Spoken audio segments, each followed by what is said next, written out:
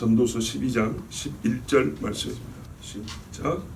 지혜자들의 말씀들은 찌르는 채찍들 같고 회중의 스승들의 말씀들은 잘 박힌 못 같으니 다 한 목자가 주신 바이니라. 아멘. 하나님의 진리는요, 우리의 모든 영역에 참된 말씀입니다. 그러니까 진리가 따로 있고, 이 진리가 여기서도 나타나고 저기서도 나타나 여기를 다스리고 저기를 다스려 하나님의 뜻을 이룬다는 것뿐만 아니라 우리의 사는 여러 국면에서 바로 그때의 진리를 가르쳐주는 말입니다. 하나님의 진리가 따로 있고, 이게 부부관계에서도 진리가 나타나야 돼, 이게 아니고요. 사람은 현실 세계를 살게 하나님이 그렇게 만들었단 말이에요. 현실 세계 살 때 부부의 관계에서 진리란 무엇이냐를 성경이 가르쳐준다고. 자, 진리가 있고, 이 진리가 부자지간에도 나타나야 돼, 이게 아니고요. 부자지간에는 뭐가 진리냐, 이걸 가르쳐준다고요. 말뜻을 이해하시겠어요? 예. 하나님의 진리가 경제, 군사, 사회, 문화 모든 것에 나타나야 된다. 뿐만 아니라 문화 생활은 어떻게 해야 진리냐? 스승과 제자 사이에도 진리가 나타나야 돼. 이것만이 아니고 스승과 제자라는 인간관계가 맺어질 때는 어떻게 관계가 맺어져야 이게 진리냐? 그죠? 이해가 잘 되십니까? 부자 사이에 진리가 나타나야 되기 때문에 아브라함이, 예를 들어서 다윗이 하나님의 성전에 대한 꿈을 가지면 솔로몬도 성전에 대한 꿈을 가져요. 하나님이 이 땅에 성전을 주시고자 하는 이 진리가 다윗에게도 나타나고 솔로몬에 나타나고 둘이 마주보니까 똑같은 거예요. 진리가 이 사람들의 부자관계 안에서 나타나요. 뿐만 아니라 부자관계의 진리는 무엇이냐? 내 부모를 공경하라, 이게 진리라 그 말입니다. 내 자식을 하나님의 말씀을 훈계하라, 이게 진리라는 거예요. 아버지가 자식을 훈계하지 않으면 진리가 아니고, 개똥처럼 훈계하면 진리가 아니고, 자식이 부모를 공경하지 않으면 진리가 아니고, 자식이 부모를 하대하면 진리가 아니다, 이 말입니다. 뭔 뜻인지 아시겠죠? 스승관계도 진리가 있어요. 어떻게 해야 진리가 스승과 제자 사이에도 나타나야 한다가 아니고, 어떤 두 인간이 스승과 제자의 관계를 맺을 것 같으면 선생은 이래야 진리고 제자는 이렇게 해야 진리라, 이 말입니다. 선생은 어떻게 해야 돼요? 항상 옳은 것을 가르치기 위해야 되고 모범을 보여야 되는 것이 선생된 도리, 곧 진리예요. 선생이 제자보다 못하면 진리가 아니에요. 제자는 어떻게 해야 진리냐? 제자라고 할 것 같으면 한 시간 와서 앉았다가 갑니다, 이런 게 아니고, 믿기 시작하고 따르기 시작했으면 선생하고 똑같이 하려고 작정을 하고, 예수님의 제자들이 버리고 예수님을 따라와서 죽을 때까지 예수님이 가는 그대로 가죠. 요게 진리라는 거예요. 제자가 그렇게 하지 않으면 진리가 아닌 제자예요. 제자 되면 진리는 뭐냐면 따라가는 거예요. 엘리사가 엘리야 따라가듯이, 12제자 예수님 따르시, 요게 제자의 진리예요. 선생의 진리는 뭐냐면 이스라엘의 바리새인들이나 사두개인과 제사장과 같이 하는 게 아니고 예수님 같이 해야 선생의 진리인 거예요. 이해가 되십니까? 어떤 선생이라고 했는데 예수님처럼 하나님을 찾지 않아요. 하나님을 높이는 데 관심이 없어요. 자기를 높이고 자기 학파를 만들고 자기를 유명하게 하는 데만 관심이 있는 그런 선생이라면 이 선생은 어떻게 해요? 진리가 아닌 선생인 거예요. 진리의 모습을 보여주지 않고 진리를 가르쳐주지 못하는 선생인 거예요. 자, 보세요. 선생과 제자가 같은 뜻을 가지고 우리 선교가자 두 사람이 하나님의 진리의 뜻을 품었죠. 이거 말고 두 사람 사이에 진리가 있다고요. 둘이 관계를 맺었으면 참, 부부가 같은 뜻을 세고 브리스기와 아굴라가 부부가 같은 뜻을 세가지고 사도 바울과 함께 우리가 교회를 세웁시다. 진리가 이 부부 가운데 역사를 하죠. 그거 이전에 남편이면 부부관계에서 남편이면 아내에게 진리로서 남편이어야 되는 거예요. 아내를 목숨같이 사랑해야죠. 자기 목숨으로 사랑해야죠. 요게 진리로 남편을 사랑하는 사람입니다. 아내라고 한 사람이, 어떤 여자가 아내가 되었으면 뭐가 진리인 아내됨이냐면 자기 남편을 어떻게 해요? 받들어 섬기는 것이 아내의 진리됨이라는 얘기입니다. 그렇게 아니면 우리가 거짓 선지자 말처럼 거짓 아내인 거예요. 아내를 자기 갈비뼈인데 이거를 존중하지 않으면, 이거는 이제 하대한 게 아니고 이 여인을 존중하지 않으면 남편으로서 진리로 남편 노릇을 안 하는 거예요. 거짓 남편, 거짓 선지자, 거짓 선지자처럼 거짓 남편, 거짓 아내, 거짓 선생, 거짓 제자 되는 거예요. 이해가 되셨죠? 예. 자, 그래서 예를 들어서 봅시다. 하나님 말씀에 이제 우리가 처음부터 끝까지 가르치고 처음부터 끝까지 배워야 되잖아요. 근데 이런 관계에 대해서 그 관계의 진리를 가르쳐 준단 말이죠. 다 가르쳐 줬어요. 자, 가정 예배 드리는데 오늘 아버지가 이제 설교를 하는데 오늘 본문이 딱 내 부모를 공경하라. 이것이 약속에 있는 첫 계명이니 네가 땅에서 잘 되고 장수하리라. 이게 본문이에요. 근데 아버지가 오늘 이제 순서가 그 본문인데 또 가운데서 그 본문인데 읽고 난 다음에 아이고 이건 나이가 당사자니까 내가 설교 못하겠다. 알아서 이해해라. 이러면 될까 안 될까요? 안 되겠죠. 어떻게 해야 돼요? 좀 민망하더라도, 좀 자기가 부족한 게 있더라도 오늘 하나님 말씀이 이렇게 돼 있어. 부모와 자식 간에는 말이야, 뭐가 진리냐면, 아빠가 너희한테 어떻게 해야 진리냐면, 진리로서 아빠 역할을 하냐면, 가짜 아빠 아니라 진리 아빠가 되려면 아빠가 너희를 어떻게 가르쳐야 하냐면 하나님의 말씀으로 교훈하고 책망하고 꾸짖어야 된단다. 그 얘가 자문해 보면 내 아들아 하고 아버지가 자식 훈계 나오지, 그게 진짜 아빠, 진리 아빠란다. 내가 너희한테 그렇게 해야 나는 너희한테 아빠 노릇을 제대로 한 거야. 너희는 어떻게 해야 되냐면, 엄마 아빠가 아무리 부족하고 모자라도 너희는 엄마 아빠 돌아가실 때까지 공경해야 돼. 부모 앞에 일어나고 매를 맞더라도 감사합니다 하고, 부모가 좀 다른 부모에서 좀 못났더라도 우리 부모님이 최고라 생각하고 항상 부모님을 위해서 너희가 자기를 낮추고 겸손하게 해야 되는 거야. 하나님 앞에 부모님 위해서도 기도해야 되는 거야. 자, 이렇게 가르치면 자녀가 뭘 배워? 진리를 배운 거죠. 그런데 하필이면 이 본문이 나하고 해당되니까 부모 자식 간에 해당되는 내용을 배울 때는 제3자를 데려와서 설교 좀 대신 해주세요. 아, 내가 아빠가 돼가지고 아빠한테 이러는 말을 못 가르치겠네. 그럼 돼요, 안 돼요? 안 되죠. 성경은요, 목회자와 성도에 관한 이야기도 있어요. 뭔 말인지 아시겠죠? 목회자와 성도에 관해서도 어째야 진리라는 게 있어요. 둘이 함께 뜻을 모아 진리를 추구한다 뿐만 아니라, 예를 들어서 목사와 성도를 만났으면 목사는 성도에게 이렇게 해야 진리 목사인 거고, 성도는 목회자한테 이렇게 해야 진리 성도인 거예요. 안 그러면 가짜 성도고 가짜 목사가 되는 거예요. 근데 여기에 성경 본문에 있단 말이에요. 본문에 있는데 다른 본문은 다 목사가 설교하다가 그 본문이 딱 나오면 이건 내가 해당이 돼가지고 설교 못하겠네, 넘어갈까요? 그러면 가짜 목사가 되는 거예요. 그런 부분을 들 때 목사가 지한테 잘하라고 또 저 본문 설교하는 거 봐, 성경 있으니까 하는 건데, 꼭 그렇게 생각하면 가짜 성도 되는 거예요. 진리로서 관계가 맺어지지 않는 거예요. 아까 그래서 예를 든 거예요.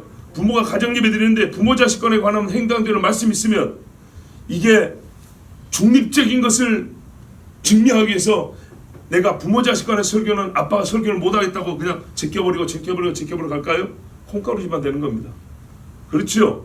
자, 그래서 오늘 제가 여러분 목회자와 성도에 관한 설교를 할 거예요. 성경에는 많이 있어요. 근데 오늘 그 부분에 어떤 부분을 얘기할 거냐? 어째야 진리가 그 속에 역사하고 진리로서 목회자인 것이고 진리로서 성도인 것이냐? 어떤 관계를 맺어야 되냐? 그 중에 한 가지를 얘기할 거예요. 한 가지. 최근에 제가 안타까운 이야기를 들었어요. 본교회 목사님에 대한 불평을 했어요. 불평하지 말라는 얘기가 아니에요. 오늘은요, 불평의 내용이 중요한 거예요. 불평하지 말라는 얘기가 아니고, 잘못하면 비판할 수도 있고 따질 수도 있고 가능해요. 그런데 나는 그 교회 목사님을 문제 삼는 게 아니고 그 집사님이 문제라고 지금 얘기하려고 하는 거예요. 뭐가 문제인지를 잘 들어보세요. 끝까지 들어보세요. 선입견을 갖고 에이 또 이러면 안 돼요. 끝까지 들어봐야 돼요. 이분이 자기 교회 목사님에 대해서 불평하는 건 뭐냐면 뭘까요? 여러 가지 말이 있는데 이거를 종합해 보면 뭐냐면 우리보다 신앙이 좋지 않습니다. 우리보다 하나님을 뜨겁게 사랑하지 아니하고 우리보다 경건하지 아니하고 우리보다 하나님을 경외함이 크지 아니하고 우리보다 하나님 앞에 엎드림이 더 낫지 아니하고 그래서 종합해 보면 신앙이 성도인 우리보다 뜨겁지 아니합니다. 그게 모든 면에 나타납니다. 이게 불평의 내용입니다. 종합해 보면 그래요. 근데 문제는 뭐냐면 이 집사님 가정이 예를 들어서 그냥 10년만 삼으면 10년 동안 교회를 4군데로 옮겼어요. 10년 동안 교회를 4군데로 옮겼는데 항상 그게 불평이에요. 그러면 뭐가 문제일까요? 뭐가 문제일까요? 자기보다 빼어난 목회자를 찾아갔었어야지. 아주 그냥 제가 짧은 시간에 적나라하게 말할까요? 항상 만만한 목회자만 찾아가 놓고 항상 편한 사람만 찾아가 놓고 자기들의 신앙 수준은 이만큼이라고 본인들은 생각을 해요. 그런데 이것을 부족하게 여기다고 이것이 부족하니까 더 가지라고 말할 수 있는 목회자는 10년 동안 찾아가지 아니하고 자기가 말하자면 약간 내려다볼 수 있는 목회자만 찾아다녀놓고 항상 하는 말이 목회자가 우리만 못해요. 목회자가 우리만 못해요. 제가 그래서 만날 때마다 그랬어요. 오해하지 마시라고. 정말로 사랑하여 귀히 여기서 해주는 말 있고 우리 교회 오락소리 아니고 나하고 같이 신앙생활 말이 절대 아니라고. 다른 게 소개까지 해주세요. 저기가 뭐 훌륭한 목사님 있고 이 교회 훌륭하고 거리가 좀 있지만 여기 정말 가볼 만한 교회 있다고 나를 소개를 해주세요. 진짜로. 그런데 제발 집사님보다 예수 잘 믿는 목사 좀 찾아가시오. 답답해 죽겠네 진짜. 생각을 해보세요 여러분. 그래도 여러분 깐깐하기로 소문난 게 음악계입니다. 음악계. 우리 집사님은 내가 한번 예를 들게요. 배우러 가는데 어떤 선생님을 찾아갑니까? 딱 한 번 긁어보면 알지요. 이게요 건반이 있는 게 아니에요. 감으로 짚어야 되거든요. 이 긴 줄을 딱 짚어 정확한 음을 딱 잡을 수 있어야 돼요. 그죠? 짚었는데 항상 반에 반음씩 틀려. 몇 개 짚어봤는데 이게 아니네. 자, 거기 배우러 갈 거예요? 안 갈 거예요? 안 가죠. 근데 딱 짚으면 소리가 완전 달라 나하고. 비행기 타고 제주도라도 갑니다. 배우려면. 그죠? 이게 세상에서도 선생을 찾는 방법이에요. 자, 근데 이제 목회자는 또 달라요. 한 악기뿐만 아니라 자, 이 악기를요. 근데 이제 예를 들어봅시다. 어떤 사람은 자기 혼자 집에서 할 때는 정확히 짚어. 근데 악단에 들어가면 이게 맨날 틀려요. 혼자 신앙생활 잘하는데 같이 할 때는 맨날 이게 어긋난다고 소리가 달라.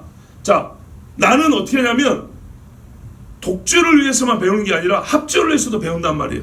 그럼 뭐예요? 처음에는 혼자서 잘할 수 있는 선생님한테 배우지만 합주를 위해서 또 선생님한테 또 배울 수 있는 거죠. 근데 이거 또 다른 차원이 있어요. 지휘자는 어떻게 해요? 지휘자는 다 악기 연주할 필요 없어요. 못해도 돼요. 아세요? 우리가 상담한테 상담을 받을 때 그 사람이 내담자, 그러니까 상담을 받으러 온 사람의 경험을 다 해본 게 아니에요. 제가요 마약을 먹어요. 꼭 상담자가 마약 먹어본 경험이 있어야 상담합니까? 제가요 정신병 걸리는데요. 상담자가 정신병 이력 있으면 여러분 오히려 안 갈 겁니다. 경험이 없어도 차원이 높아지면 경험 안 해도 다 읽히고 꿰뚫어 본단 말이에요. 그렇죠? 여러분 왜 성악가 조수미가 카라얀한테 지휘자입니다. 카라얀한테 오디션을 봐야 되죠. 카라얀 노래 못 부릅니다. 돌아가셨지만 대단한 세계적인 명지휘자입니다. 성악가들이고 연주자고 그 앞에서 한번 서보기만 할지라도 큰 영광으로 여기는 대지휘자입니다. 그 지휘자가 도레파솔라시도레미파솔리 낼 수 있을까요? 못 내요. 노래를 못하는데 세계적인 성악가가 그 앞에서 테스트를 받습니다. 그 사람이 모든 악기를 다 쓴 줄 아세요? 마림바를 칠 줄 압니까? 오보에를 불 줄 압니까? 혹시 불 수도 있겠지. 그러나 전문 연주가만큼 불 수 있어요? 못 불러요. 못 부르는데 어떻게 해요? 전체를 통할하는 지휘자의 귀를 갖고 있어요. 전 음악을 꿰뚫어 보고 있고, 당신의 그 훌륭한 연주가 그러나 내 지휘 손짓에 따라서 어느 정도의 강도로 어느 정도의 길이로 샘여림을 쫓아서 언제 갈지 이걸 정확히 짚어줄 수 있는 사람, 이게 명지휘자라고요. 그런데 지휘자가 곡은 악기는 다 못 다루도 곡 전체를 해석하고 곡 전체를 바르게 연주할 수 있도록 인도해 주면은 그게 지휘자죠. 그러니까 각 연주의 전문가들이 합주를 하기 위해서는 그 훌륭한 지휘자를 찾아가는 겁니다. 이 악기는 나보다 못 다루더라도 그래요. 목회자가 수학은 못할 수 있고요, 음악도 못할 수 있고요, 문화도 잘 모를 수 있고요, 정치도 군사도 잘 모를 수 있어요, 경제도 잘 모를 수 있어요. 그런데 어떻게 지휘자가 음악은 종합적으로 음악은 훌륭한 거예요. 음악을 아는 사람이에요. 이 모든 강의과 분야가 하나님 안에서 하나님 앞에서 어찌해야 되는지 아는 사람이라 이 말이죠. 그러면은 지도도 가능하고 지휘도 가능하고 조언도 가능하고 책망도 가능한 거예요. 그래서 지휘자 앞에서 전 연주자가 수십 명이 벌벌 떠면서 음악을 배워요. 바이올린을 배우는 게 아니고 음악을 배운다고요. 때로는 그 음악 안에서 음악이 전체로 높아지기 위해서 바이올린도 가끔은 수정일 수 있어요. 자기가 연주도 못하는데 그런 경우가 있어요. 자, 제가 지금 이런 여러 가지 비유를 들어드리는 이유를 알 겁니다. 교회를 선택하고 목회자를 선택하는 건 참 중요합니다. 왜냐하면 하나님이 만드는 질서와 제도와 조직이 그래요. 그래서 부모를 선택할 수는 없어도 목회자와 교회는 솔직히 현실적으로 말해서 선택이 가능해요. 선택이 가능한데 세상 모든 삶에서는 제가 지금 말씀드린 것처럼 이렇게 선생을 선택을 해요. 이렇게 자기를 인도해 줄 자를 선택한다고요. 그런데 교회를 선택할 때는요, 편한 데를 선택을 해요. 영혼의 인도자가 필요하다고 말하고 하나님의 진리를 가르쳐 줄 자가 필요하다고 말은 그러는데 막상 선택할 때는 만만하게 편하게 갈 때를 선택한다고요. 이런 신앙은 절대 크지를 않아요. 제가 여러분 오늘 말씀드린 게 저한테 잘하는 얘기 아니고 내가 훌륭한 줄 아는 얘기 아니고 이게 신앙이 얼마나 중요한 요소인가 봐보세요. 정말 중요해요. 그러니까 중요하긴 한데 목사에 관한 얘기니까 목사가 말할 수 없어서 피하냐, 이러면 제가 거짓 선생이 되는 거라니까요. 다 가르쳐야 돼요. 다 가르쳐야 돼요. 네, 하필 왜 8월달 2주제냐? 그건 나도 몰라요. 하나님이 자꾸 이 본문을 못 펴가게 하니까 내가 그냥 전하는 거예요. 근데 딱 이 사례가 이게 부합해서 그러는 거예요. 자, 보세요. 제가 결론으로 이 말씀을 딱 찍어 드릴 거예요. 그 집사님과 제가 어째서 그러냐, 얼마나 훌륭하냐. 가는 교회보다 헌금을 제일 많이 해요. 그래서 목회자나 혹은 그 목회자 부인이 뭔 돈 쓸 일 있으면 은근히 와서 거기서 말을 흘리고 댕겨요. 그 집사람한테. 아이고 이것도 좀 오래돼가지고 고쳐야 될 것 같고 슉 가버리고, 이것도 좀 바꿔야 될 것 같고 슉 가버리고, 교회 재정 손도 안 돼요. 본인들이 몇 천만씩 내놔버려 그냥. 교회당에 가면은 예배당에 이게 강단 좀 그러면은 어느 날 본인들이 다 해놔버려. 그래요. 소예배당 있고 대예배당 있잖아요. 큰 교회는 소예배당에 애들 예배드리 하는데 좀 모양이 안 좋다 그러면은 그냥 목사님 찾아갖고 제가 좀 하겠습니다 하고 2천 3천만 그냥 내놔버려요. 돈을 아주 잘 써요. 그래서 하나님이 보니까 진짜 엄청 부자를 만드죠. 새빵 사는 집이 몇 년 만에 제가 저번에 한 말 아파트도 사고 차도 그 집에 독일 차로, 독일 스웨덴 차로 도배가 돼 있어요. 몇 년 만에. 자네게 잘 되어 있어요. 아, 맞더라고. 잘 쓰니까 하나님 돈을 주시더라고요. 그건 맞아요. 그런데 문제는 그거예요. 본래 기도도 좀 할 줄 알아. 본래 하나님 앞에 바칠 줄도 알아. 하나님의 말씀 공부도 조금 했어요. 그러니까 아주 우리가 실제로 말해서 교인들 중에 이 가정보다 뛰어난 가정이 실제 없어요. 교인들 데리고 기도 인도도 해. 봉사도 같이 하자고 해. 그냥 말 그대로 어느 교회를 가나 몇 달 만에 이 사람들을 다 믿을만 해서 막 장을 시켜주고 싶은 사람들이에요. 그만큼 훌륭해요. 훌륭해. 근데 제가 한 1년에 한 번쯤 만나는데 만날 때마다 해주는 조언이 그거예요. 교회에서 섬기는 것도 중요한데 우리는 성도는 교회에서 하나님께 받으러 간다는 것도 기억해야 됩니다. 돈 받으러 가는 게 아니고 내가 하나님 앞에서 주시는 하나님이 주시는 양식을 받으러 간다는 거, 이기적이다는 게 아니라 집사님 가정이 먹을 것이 있는가를 좀 제발 좀 확인하시라고. 내가 교회에서 뭘 했다, 그분이 높임받으러 한 건 아니에요. 그런 말 하는 거 아니에요. 내가 서로 사역 보고 하듯이 얘기하는 건데 한 거는 엄청 많아요. 그 뭘 받았냐 하니까는 목회자로부터 받은 영적 공급이 없는 거예요. 그런데 본인들이 교회에서 계속 하는 거예요. 그럼 어떤 형상이랍니까? 봐보세요. 객관적으로 모든 성도들과 믿음이 좋아요. 믿음의 행사가 뛰어나요. 그러면 목회자가 그 위에서 보세요. 신앙은 지휘자가 왔기 때문에 이 부분은 집사님 가정이 잘하지만 하나님 말씀에 이걸 잘하고 못할 때서 알아야 될 것이 있고 하나님을 경외함이 커져야 되고 막 이걸 가르쳐야 될 거 아니에요. 정말 성김도 잘하지만 자녀들의 예배 드리는 모습이 그건 아닌 것입니다. 집사님 참 헌금도 많이 하고 고마운 일 많이 해서 감사한데 그런데도 말이죠, 아버지가 자식을요 말씀으로 이렇게 가르쳐야 되는 거예요. 애들이 사기 갖고 오는 애들마다 전부 다 안 믿는 애들에게 어떻게 가르친 겁니까? 요거는 목회자가 지도해 줄 수 있어야 되고 가르쳐 줘야 되는 거예요. 그런데 이런 신앙에 고루고루 배워야 될 것, 또 깊이 들어야 될 것 없어요. 말하면 십자가의 신앙이 뛰어나지만 이 십자가의 예수가 부활 승천하셨습니다. 그분이 지금 얼마나 존귀한 분이냐. 그리고 그분이 다시 오십니다. 다시 오심에 말하는 데는 귀를 닫아버려요. 왜? 부담스러우니까요. 이게 신앙의 전형에 나타난다고요. 그래서 이거예요. 10년여간을 보니까 전체를 보니까 결론이 그렇게 나오는 거예요. 본인들 신앙 확실히 좋아요. 다른 보다 좋고 죄도 잘 안 져요.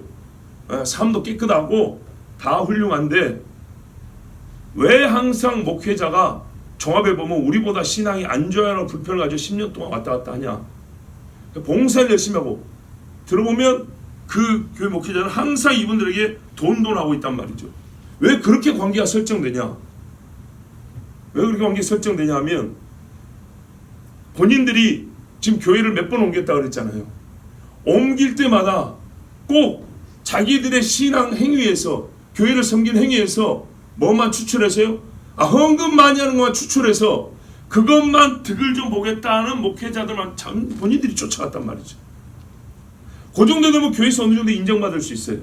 그러나 여러분, 제 아무리 훌륭한 신앙이라도 어떻게 해요? 부족한 게 있겠죠. 부족한 게 있죠. 예를 들어봅시다. 우리 미스터 리가 엊그저께 간증됐어요. 지난주에. 그죠? 그래서 제가 칭찬도 합니다. 그러나 우리 신앙생활 계속 하면서 칭찬만 할까요? 잘못되면 제가 책망도 하겠죠. 그렇죠? 근데 책망 안 하는 몫이다. 그리고 이 가정에 이 정도면 훌륭하지 책망할 것이 무엇이 있을까 하고 그거를 판별해내지는 못하는 몫이다. 왜요? 본인이 하나님의 말씀에 깊은 것을 모르고 때를 분별하지 못하니까 항상 고만고만하게 어느 정도 규격봉투에 들어갈 정도의 신앙이면 모든 성도의 신앙을 오케이라는 목사님만 쫓아왔기 때문에 이 정도면 가는 데마다 칭찬만 듣는 거예요. 가는 데마다 칭찬만 듣고 집사님 당신 가정에는 이게 부족합니다.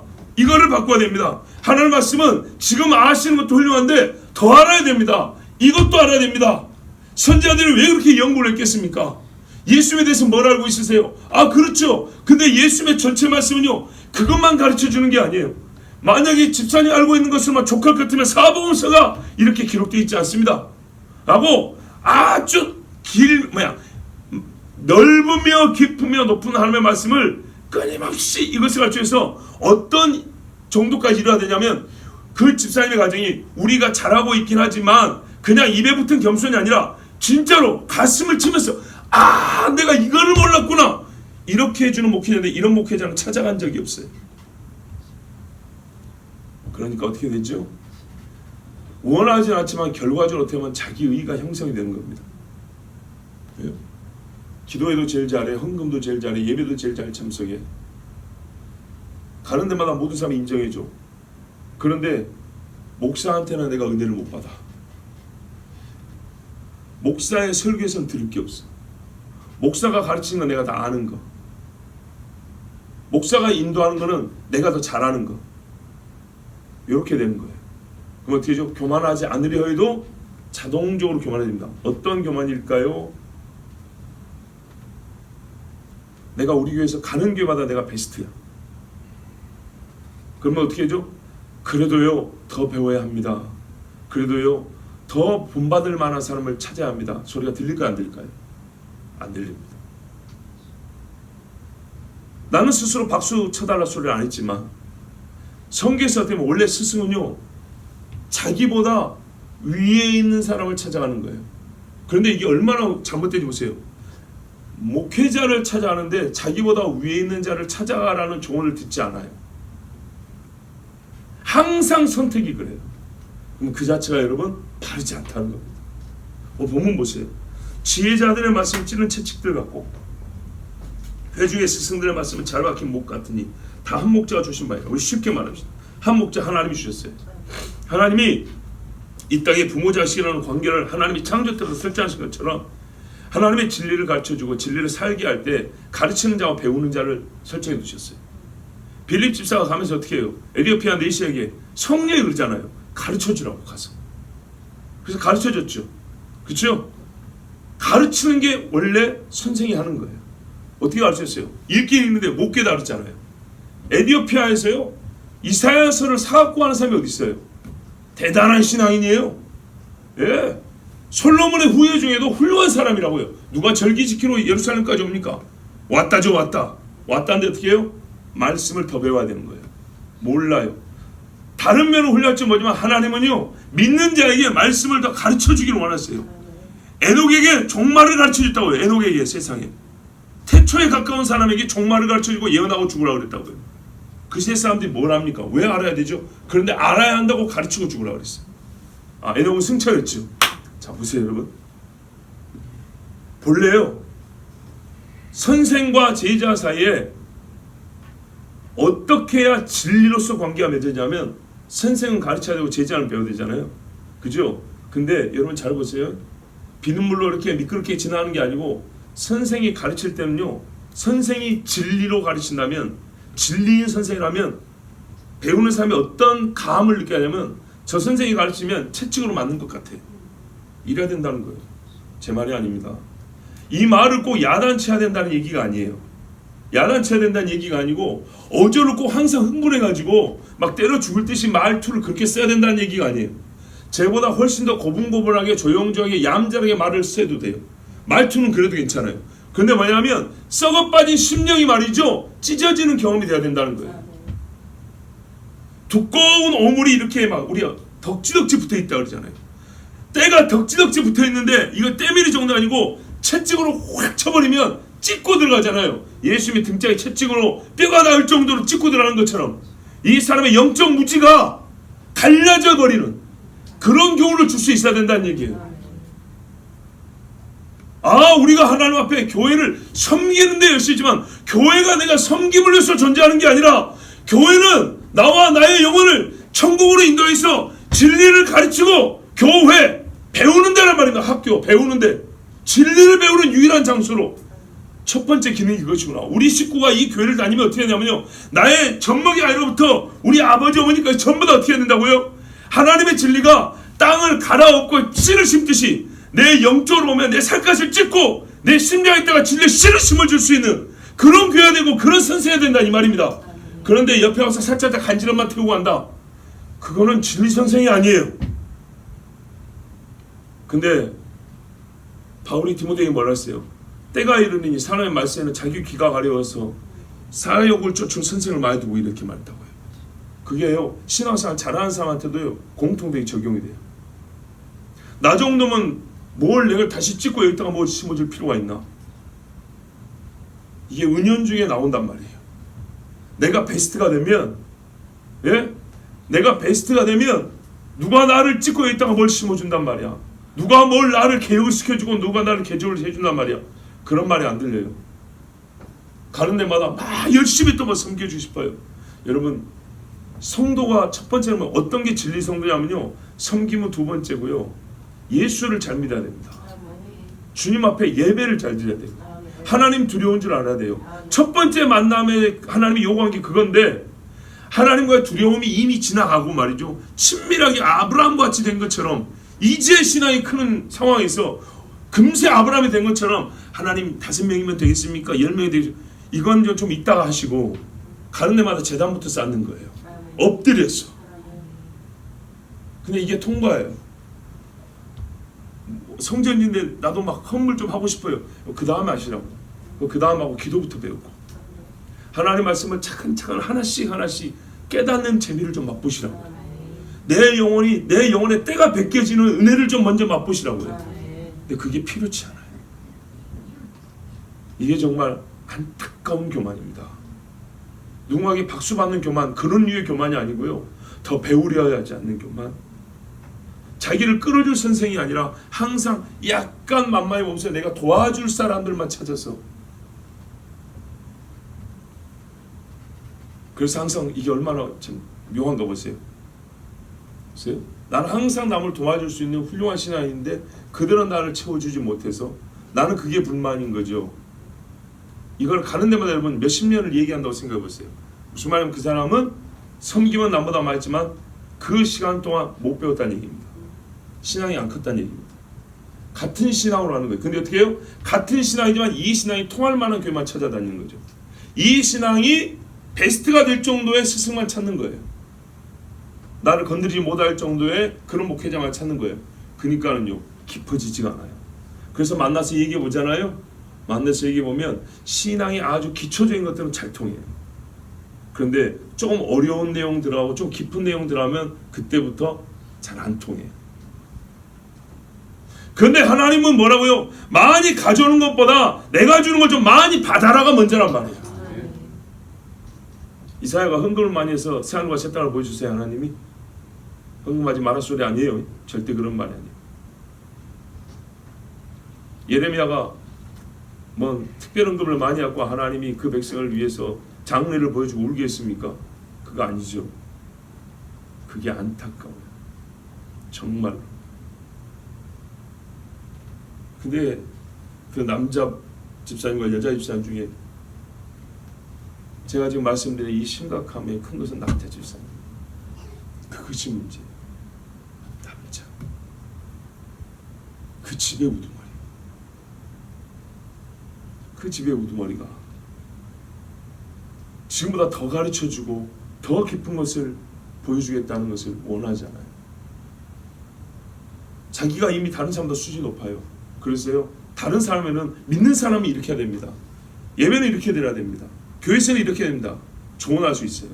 근데 본인을 조언할 수 있는 선생을 찾지 않는단 말이에요. 그러니까 온 식구가 같이 다니니까 항상 본인들이 베스트일 수 있는 교회들만만 찾아다니는 거예요. 그러니까 신앙이 크지 아니하고요, 그 자녀들이 안타깝게도 10년 이상을 봤는데 요만큼 큰 거예요. 요만큼. 엄마 아빠 따라 헌금은 겁나게 하는데 하나님을 경외함이 있었어요. 여러분, 예배 태도가 이러고 있다가 이렇게 바뀌었는데 이게 안 된다고 말이에요. 뭐가 중요합니까? 뭐가 중요한가? 하나님은 오늘도 참으로 예배하는 자를 찾으시는, 하나님은 그런 사람을 찾는다.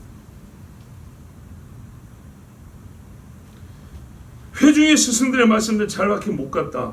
여러분, 못이 박히는 것 같은 느낌이 와야 돼요. 잊어먹고 싶은데 내 감성으로는 안 듣고 싶고 잊어먹고 싶어요. 들은 거 확 금방 잊어먹고 싶어요. 안 잊어져요. 뭔 좀 해보려면 꼭 생각이 나네. 불편하기 싫이. 딱 여기다가 액자 걸어놓은 것처럼 말씀을 여기다 딱 걸어놔 버렸네. 이거 못 빼겠어요. 못 빼. 못을 박아가지고 이거 완전히 박아가지고 뺄 수가 없어요. 못이 빠져야 여기 못에 걸어놓은 액자가 떨어질 것 같은데 이게 안 되는 거야. 안 돼. 본래 선생은 이런 사람을 찾아야 된대요. 예? 너 왜 그거밖에 못 짚니? 5년 배웠다면서. 이런 선생을 찾는 거예요. 예? 지휘만 하다가 세 번째 줄, 두 번째 베이스 한번 얘기해 보세요. 자, A, 키. 아니야. 다시. 당신 한 사람 때문에 합창이 안 되잖아. 여러분, 지휘자가 300명 합창단 이렇게 가르칩니다. 제가 성가대회로 있어봐서 알아요. 기가 막힙니다. 수백 명이 노래하는데 누구 목소리 잘 들리지도 않아요. 스톱. 어디 누구 불러봐요. 바로 짚어내버립니다. 이게 지휘자라니까요. 근데 그 사람 창피하죠. 300명 앞에서 여러분 창피 한번 당해보세요. 근데 그 다음에 또 나옵니다. 왜요? 배웠기 때문에. 배웠으니까. 근데 왜 목회자는 영을 살리고 진리로 인도하고 하나님 앞에서 이 세상 것이 아니라 하늘에 속한 것을 가르쳐주고 우리가 땅을 딛고 살아도 하늘의 법으로 살게 하나님께서 이 땅에 세워준 그 일을 맡겨준 목회자나 혹은 진리를 가르치는 교사를 선택할 때는 왜 만만한 사람을 찾고 다니냐고요. 몇천 명 앞에서 창피를 줄 줄 알아도 내가 오늘 그 5분을 배웠더니 실력이 는다는 거예요. 실력이. 그것처럼 내가 한 번 설교를 들었더니 이게 못이 되게 바뀐 것 같아. 예? 한 번 성경 공부를 했는데 막 여기저기 찍혀가지고 내가 얼마나 더러운 것을 감추 살았는지 여기 막 진물이 나오고 있어, 고름이 나오고 막 피고름이 나오는 걸 경험해. 내가 이런 걸 갖고 살았구나. 하나님이 원래 진리로서 스승과 제자의 진리됨은 이런 거라고 가르쳤어요. 네가 스승과 제자의 관계를 맺었으면 선생으로서 진리라면 너는 찌르는 채찍같이 가르쳐야 된다. 네가 제자로서 진리가 되려면 저 사람이 네 마음에 못을 박잖아. 그러면 그걸 감사하게 된다는 거야. 이게 세상 최고의 지혜자인 솔로몬이 한 말이에요. 근데 자문에 뭐가 나와요? 실제로 밤마다 창문 열고 이 여자 제자 쳐다봤던 아들인 나한테 아버지가 그리 가르친 거예요. 여자를 1000명이나 두고 사는 나한테 어머니가 정말 채찍처럼 가르쳤어요. 네 힘을 여자한테 쓰지 말라고 딱 가르쳐버렸어요. 애매하게 말이죠. 왕이 돼가지고 조금 절제하는 게 좋지 않겠어? 하나님이 나타나가지고 책만 해도 안 듣는 인간인데 어머니가 정말 살아난다면 어떻게 가르쳐야 돼요? 옛날에는 바늘도도 소독된다 그랬죠. 우리가 어릴 때 배울 때 여러분도 다 들었어요. 어떤 재밌는 교훈적인 이야기를 들었습니까? 어떤 애가 가난한 집인데 남의 음식 훔쳐온 거예요. 어머니가 어땠다고요? 잘했다. 얼른 같이 먹자. 야가 소도둑돼 버렸네. 나중에 감옥에 갇혔어요. 어머니가 내 새끼가 감옥에 갇혔다고 이제 막 울면서 면회를 왔어요. 그랬더니 어쨌다고요? 아들이 어머니 뺨을 때렸다고. 있을 수 있는 일입니까? 근데 뺨을 때렸다는 거예요. 아마 현실 속에도 이 비슷한 일이 있긴 있었을 거예요. 왜 그러냐고. 어머니 내가 그때 남의 떡 하나 훔쳐올 때 나를 말렸어야지. 나를 회초리를 때려서라도 말렸어야지. 이게 진리로서의 어머니인 거예요. 그런데 배가 고프니까 잘됐다 같이 먹자고. 안 들키면 되지 뭐. 뭐 우리만 도둑질했나? 남들도 그렇지. 한 개쯤은 괜찮아. 네 나이 때 다 한 번씩 도둑질하고 크는 거야. 이딴 소리 가르쳤더니 어떻게 했어요? 소도둑대하고 깜빵 사는 거예요. 그걸 누가 가르쳐야 돼요? 4살짜리, 5살짜리를. 엄마가 가르쳐야지. 10살짜리를 누가 가르쳐야 돼? 아빠가 가르쳐야지. 학원 선생님이 가르칠 거예요? 친구가 가르치게 됩니까? 친구 잘못 만나서 이런 핑계 대지 마세요. 왜 친구를 잘못 만나게 합니까? 왜 스스로 친구보다 영향이 없는 아비로 만듭니까? 아비가 돼가지고 자기가 나놓고 스스로 애가 크면서 만난 친구보다 못한 자로 왜 자기를 스스로 그렇게 만듭니까? 아버지는 친구보다 강한 영향력을 미쳐야 되는 거예요. 왜요? 아버지는 친구 선택할 때 영향을 미칠 수 있거든요. 친구가 노는 시간을 아버지가 정해줄 수 있거든요. 친구가 갈 수 있는 장소, 가지 못할 장소를 아버지가 정해줄 수 있어요. 친구 잘못 만나면요, 아버지가 아버지 노릇을 안 하는 거예요. 하나님 앞에 가서 그런 핑계 통할까요? 절대 안 통합니다. 애가 어머니 뺨을 때립니다.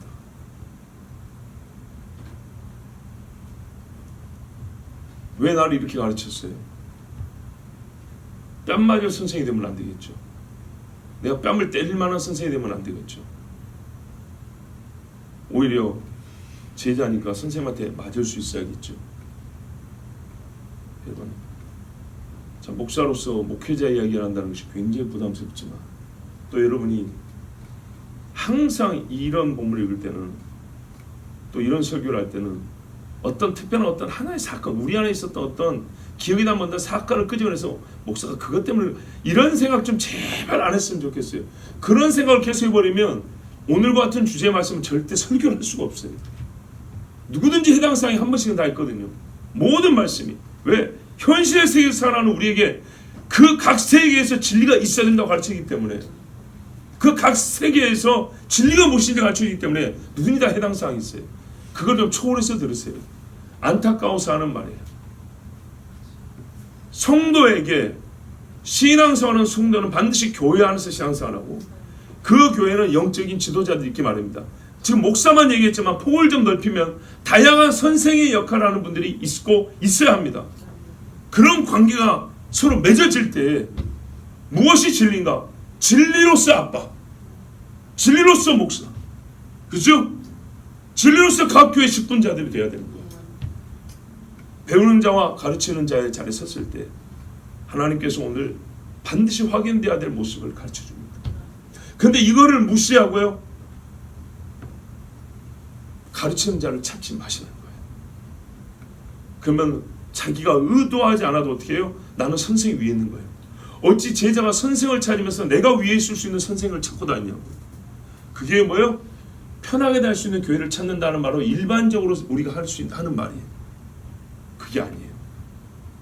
교회는 편하기 위해서 가는 게 아니에요. 예, 일주일 동안 세상에 수고하고 위로받으러 가는 데가 아니에요. 일주일 동안 예배를 안 했던 자가 오늘 하나님 앞에 예배하겠다 하는 게 일반 정신이어야 되는 거예요. 일반 정신, 신앙 정신이. 예배가 되니까 하나님이 주시는 은혜가 쏟아지니까 영적인 힘을 얻고 격려를 받고 나가는 것이죠. 육의 격려를 받으려면 여러분 마사지 샵 가고 몸 주물러 달라 하고 영양제 하나 맞고 그러셔야지. 보시탕 먹고, 예? 이 보시탕 개말 말하는 게 아니라 몸보신할 거 먹고, 그 말이에요. 몸보신할 거. 잘 먹고 잘 쉬어야죠. 그게 아니에요. 자, 여러분, 우리 교회든지 다른 교회든지 우리가 살다 보면은 선생과 제자의 자리에서 내가 선생이 될 수도 있고 내가 제자가 될 수도 있는데, 항상 우리가 제자 입장에서 선생을 찾을 때는 나보다, 우리가 신앙이잖아요, 예수 잘 믿는 사람을 찾아야 돼요. 정말로 하나님 앞에 떨어도 나보다 더 떠는 사람, 사랑해도 나보다 더 사랑하는 사람, 예배도 더 예배 잘 된 사람, 가난해서 액수는 적은데 헌금 정신도 나보다 더 좋은 사람, 이게 선생이죠. 그 사람 보면 뭔가 좀 불편해, 내가 부족한 것이 느껴지기 때문에 창피 주려고 하는 건 아닌데, 저 사람이 선생이기 때문에 그 옆에 서면 내가 부족하게 느껴서 내가 뭐가 부족한지 보여, 내가 뭐가 약한지 깨달아지고 내가 뭘 더 연마해야 될지가 알아진다. 그런 선생을 찾아가시라고요. 제발 길 위의 소리교회 성도가 되든 어느 무슨 교회 성도가 되든 제발 좀 그렇게 찾아가시라고요. 우리 교회도 가끔 옮겨가실 때 안타까운 게 그게 교회를 떠난 게 문제가 아니라 어디로 가십니까? 물어보면 안 갔으며 하는 길로 가는 경우들이 가끔 있어요. 근데 얼마나 전체로 보면 많은지 몰라요. 나 같은 사람 설교 몇십 명 듣지도 않아요. 그런데 몇십 명 듣든지 안 듣든지 이 나라 땅에서 목회자이기 때문에 이 나라 전체 성도를 대상으로 오늘 말한다면 제발 여러분들, 교회를 꼭 옮겨야 되겠거든, 목회자를 선택해야 되거든, 제발 단도직입 딱 한마디, 당신보다 예수 잘 믿는 목회자를 좀 찾으세요. 네. 그것이 하나님이 우리에게 가르쳐주는 정말 사는 길입니다. 신앙생활을 잘하는 거예요. 베스트가 안 돼도 좋으니까 하나님 앞에 부끄럽습니다 말이 나오게 하는, 항상 뭐 위축돼 사는 얘기가 아니에요. 아무리 훌륭해도, 제 아무리 훌륭해도 겸손한 게 신앙의 기본 자세잖아요. 나를 그렇게, 사람은 자꾸 올라가려니까 그렇게 만들어줄 수 있는 교회, 그렇게 항상 주 앞에 무릎 꿇게 하는 목회자, 내가 다 배웠다 뭘 다 할 것이 아니라 들으면 와 내가 이것도 몰랐구나, 내가 이걸 모르면서 아는 척하고, 야 하나님이 나를 위해서 이런 말씀을 주면, 이렇게 가르쳐 줄 수 있는 목회자를 찾으라고. 많아요, 많아. 제발 좀 가더라도 그렇게 가시고, 주변의 성도들, 사랑하는 일가 친척들이 교회 문제를 얘기할 때 다른 건 좀 그건 2번, 3번, 10번 있는 거고 1번은 그거예요. 1번은 참으로 하나님을 경외할 수 있는 교회와 성도가 되기를. 여러분, 우리 주님이 사마리아까지 가가지고 예루살렘에 가시면 되잖아요. 예배자 찾으려면. 근데 사마리아 가가지고 참된 예배자를 부르시고 가르쳤답니다. 근데요, 사마리아 여인도요 열정이 있었지만 잘못 알고 있었잖아요. 보세요, 이런 분이 선생이라니까요. 여기 이 산입니까? 아니면 예루살렘 산입니까? 이 수준이란 말이에요. 열정은 있는데 아는 게 그거란 말이죠. 예수님이 가르쳐준다고요. 제발 그런 선생 찾으라고요. 신령과 진정으로 예배하는 자를 찾는단다. 여인이요. 아, 그렇군요. 그렇게 가르쳐줄 수 있는 사람이 우리 선생이어야 됩니다. 아멘. 우리 같이 기도합니다. 하나님 아버지, 우리가 다 잘못해서 오늘 뭐라고 한 거 아닙니다. 이 나라 전체의 교회를 생각하고 이 나라 온 교우들을 생각할 때 하나님 아버지, 실제로 우리는 현상이 뭐냐면 1년이면 수십만 명의 교회를 옮겨 다닙니다. 등록 하라고 여기 갔다 저기 갔다 옮겨 다니는 사람도 많고요. 마치 자랑 것처럼 내가 그동안에 10개의 교회를 다녀봤는데 이게 뭔 자랑입니까? 내가 등록해서 죽을 때까지 하나님 앞에서 예배하고 충성 봉사하고 나갑니다. 여러분, 이게 더 자랑스럽지 않습니까? 물론 사정은 있겠지만은 그 사정을 아무리 감안하고 봐도 너무 지나치잖아요. 너무 지나치다고요. 그런데 이왕 갈 거면, 이왕 다시 선택해야 된다면 정말 내가 어렵고 힘들고 정말 나의 자아금을 밝혀줄 수 있는, 나의 부족함을 드러내줄 수 있는, 내 이 두꺼운 교만의 살갗을 찢어줄 수 있는 그런 선생을 찾아야 되는데, 정말 단단하게 하나님 말씀 들을 것 같지 않지만 못을 박아서라도 심어버리는, 이 턱뼈에다가 임플란트 이빨을 박는데 이 두꺼운 가슴팍에다가 대못을 박고 거기다 하나님의 말씀을 그냥 찍어버리는 그런 목회자도 찾고 교회도 찾아야 되는데 보통은 그저 만만한 데를 찾습니다. 목회자를 욕하는 의로움으로 자기 신앙의 자존심을 지킵니다. 아버지여, 이래서는 안 되겠습니다. 주여, 우리에게 참된 스승을 찾게 하여 주시옵고 자기 자신을 낮추어 겸손하게 하여 주시옵고 교사로 선 사람, 목회자로 선 자들도 정말로 내가 채찍이 되리라, 못이 되리라 하나님의 말씀을 바로 가르쳐서 제 앞에 있는 성도들 예수 잘 믿는, 하나님 두려워할 줄 알고 사랑할 줄 아는 성도가 되게 하옵소서. 우리 주여 몸을 기도합니다.